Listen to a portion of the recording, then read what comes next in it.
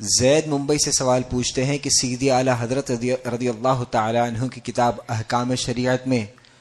لکھا ہوا ہے کہ وہابی کا ذبیحہ حرام ہے، یہ بات صحیح ہے، مگر وہابی اگر سنی کا نکاح پڑھائے گا تو ہو جائے گا، یہ بات ہماری سمجھ میں نہیں آئی،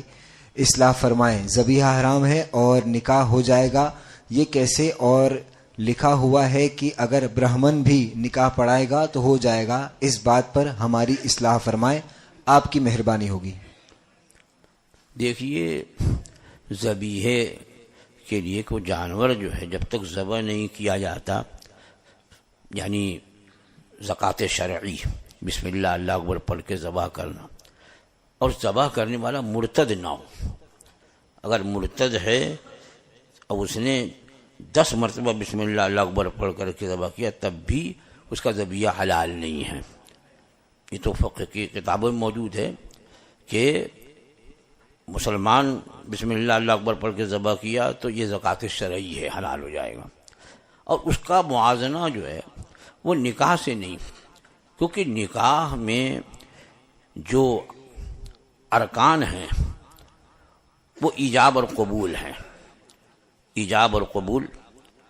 میاں بیوی دونوں، ایک کہے کہ میں نے تم سے نکاح کیا، دوسرا کہے میں نے قبول کیا، یا اس کا وکیل، عورت کا وکیل آئے مجمع نکاح میں اور کہا کہ میں نے اپنی موکلہ کا نکاح تم سے کیا، اور دولہے نے کہا کہ میں نے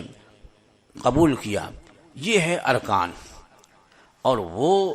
جو قاضی ہوتا ہے یا نکاح خواں ہوتا ہے، نکاح پڑھانے والا جو ہوتا ہے، وہ ملقن ہے، وہ تلقین کرتا ہے، وہ تلقین کرتا ہے کہ بھئی تم ایسے کہو، تم ایسے کہو۔ تو اب تلقین کرنے والا جو ہے وہ معبر محض ہے، اس کا وہ کام نہیں ہے جو ذبیحے والے کا ذبح کرنے والا کام ہے۔ یہاں تو ایجاب اور قبول یا تو دونوں عقدین میاں بیوی میں ہو، یا یہ ہے کہ عورت کا وکیل آتا ہے مجمع نکاح میں اور شوہر جو ہے وہ قبول کرتا ہے، وکیل ایجاب کراتا ہے کہ میری موکلہ کا نکاح، میں نے اپنی موکلہ کا نکاح تم سے کیا اتنے مہر پہ، وہ کہتا میں نے قبول کیا۔ تو وہاں یہ جو ہے کیا کہتے ہیں کہ نکاح پڑھانے والا یہ ملقن ہے، تلقین کرتا ہے۔ اسی لیے کہا اب کہ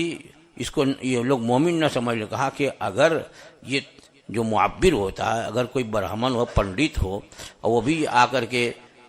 دونوں کے وکیل سے یا ایک کے وکیل سے اور ایک اصیل ہے اس سے کہلوائے کہ تم بولو کہ میں نے تم سے نکاح کیا، یہ بولے میں نے قبول کیا، دو گواہ سن رہے ہوں، تو یہ تلقین جو ہے یہ نکاح ہو جائے گا۔ یہ الگ چیز ہے کہ ان سے اس طرح سے مجلس میں بلانا اور ان سے پڑھوانا یہ جائز نہیں ہے۔ نکاح تو ہو گیا، کیونکہ عاقدین نے جب ایجاب اور قبول کر لیا اور دو گواہوں نے ایجاب اور قبول کے الفاظ سن لیے تو نکاح تو منعقد ہو گیا۔ لیکن ایسے لوگوں کو بلائے نہیں، کیونکہ عام طور پر لوگوں کے ذہن میں یہی ہے کہ نکاح ان سے پڑھوایا جاتا ہے جس کی وہ تعظیم کرتے ہیں، معزز سمجھتے ہیں۔ اسی لیے اعلیٰ نے یہ بھی آگے فرمایا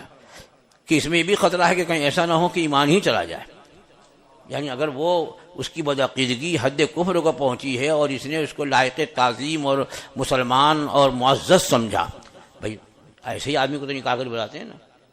بلاتے کیا ہیں؟ بلکہ میں نے تو یہ دیکھا ہے کہ تاریخ نکاح کی کچھ بھی ہو، تاج الشریعت تشریف فرما ہوتے تھے تو لوگ اس قیام گاہ پہ لے کے پہنچ جاتے تھے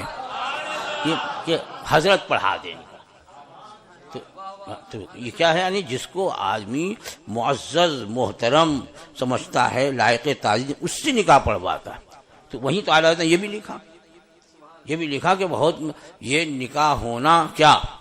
نکاح تو کوئی برہمن بھی پڑھائے تو ہو جائے، لیکن اس کو لائق تعظیم سمجھے گا، اس کی بدعقیدگی پر واقف ہو کر کے اسے مسلمان جانے گا تو خود اس کا ایمان خطرے میں پڑ جائے گا۔ وہ پوری عبارت جنہوں نے بھی سوال کیا ہے وہ پوری عبارت دیکھ لیں، انشاءاللہ انشراح صدر ہو جائے گا۔